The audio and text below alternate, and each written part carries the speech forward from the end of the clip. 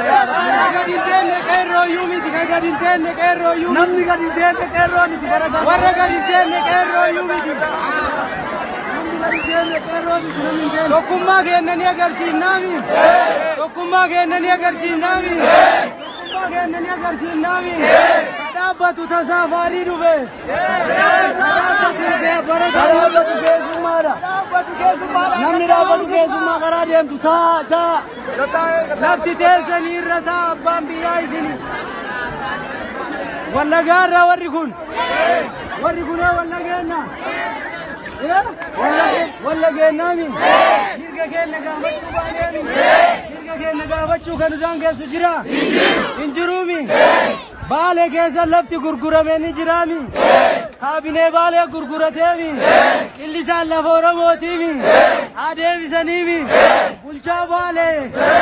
Bulchaa baalee. Bulchaa baalee. Nu dhageetta taanaan. Nu dhageetta taanaan. Lafa baalee. Lafa baalee. Lafa Useen Bunee itti du'e. Lafa Useen Bunee itti du'e. Tasangaatti gurgure. Tasangaatti gurgure. Tanaftanyaarraa qawwee ittiin booji'e. Tanaftanyaarraa qawwee ittiin booji'e. Ittiin gurgurru. Ittiin gurgurru. Ingurgurra. Ingurgurra. Harree nu deebisa innaan nu deebisa. Nu deebisa. Nu deebisa. Nu deebisa. Finfinneen. Finfinneen. Handhuura kenna. Handhuura kenna. Addis Ababaan. Addis Ababaan. Gadaannisa gabrummaati. Gadaannisa gabrummaati. Finfinnee irratti. Finfinnee irratti. Abbaan Oromoodha. Abbaan Oromoodha. Kan murteessu Oromoodha. Kan murteessu Oromoodha. Warri beela baqata dhufte. Warri beela baqata dhufte. Yoo Finfinneen nurraa hafte. Yoo Finfinneen nurraa hafte. Akka takka sadaqaa. Akka takka sadaqaa. Itti kennina malee. Itti kennina malee. Ufii 50 fudhattee. Ufii 50 fudhattee. 50 nuu kennu. 50 nuu kennu. Admalee naami.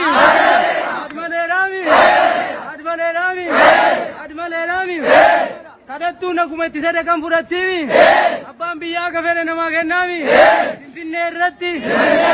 Kan murteessu. Ilmaan Tuulamaati. Ilmaan Tuulamaati. Ilmaan Oromooti. Ilmaan Oromooti. Ilmaan Waaqoo guutuuti. Ilmaan Waaqoo guutuuti. Warra osoo hin baratin. Warra osoo hin baratin. Gammoojjii Baalee keessaa qawwee bitatee. Gammoojjii Baalee keessaa qawwee bitatee. Biyya Sumaaliyaatii kadhatee. Biyya Sumaaliyaatii kadhatee. Biyya Arabaatii kadhatee. Biyya Arabaatii kadhatee. Osoo hin baratin nuuf qabsaa'e. Osoo hin baratin nuuf qabsaa'e. Amaanaa ni nyaanna. Ni nyaannu. Lafti amaanaadhaami. Lafee teennaami. Kanaafuu hin gurguramtuumi. Hin gurguramti. Yoo murtiin kun hin kaane. Yoo murtiin kun hin kaane. Yoo wanni Oromoon jedhu hin taane yoo alagaan nu bulche kondooniyeemii san keessatti eebba keenya awwaalama malee mormi fudhata bulchaanillee bitaanillee murteessineemi ittiin darabbiitiimi kennallee jalattiimi itti murteessaame